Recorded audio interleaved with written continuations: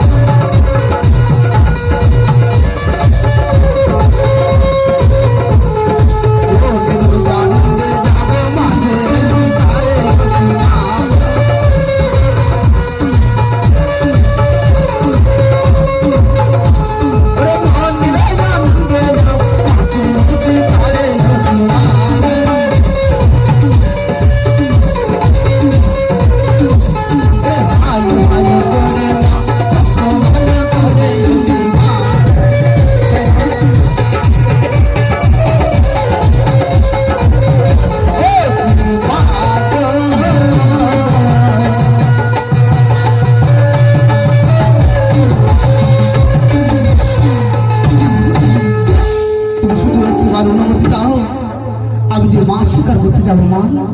হে লোকেন্দর, তুমি মনে হয়ে করো না।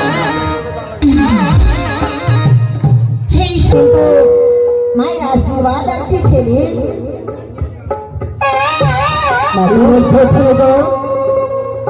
কি বলছো তুমি? আমি আদেশ না করলে তুমি আদেশ করে দেবে? শোনো, তুমি একটা রানী হয়ে তোমার অধিকার আছে ওই পুত্রের উপরে, আর আমারও অধিকার আছে, কিন্তু তুমি আমাকে সম্মান না দেখে তুমি একটা যে কাজ করছো নিজের মনে, তুমি তাকে আদেশ করছো মাছের শিকারে। ঠিক আছে জানুবা, তুমি যদি মাছের শিকারে পাঠ খাতে চাও তাহলে তুমি আদেশ করো, এর পরিমাণ যে কি হবে সেই কথা পরে শোনাবো তোমাকে।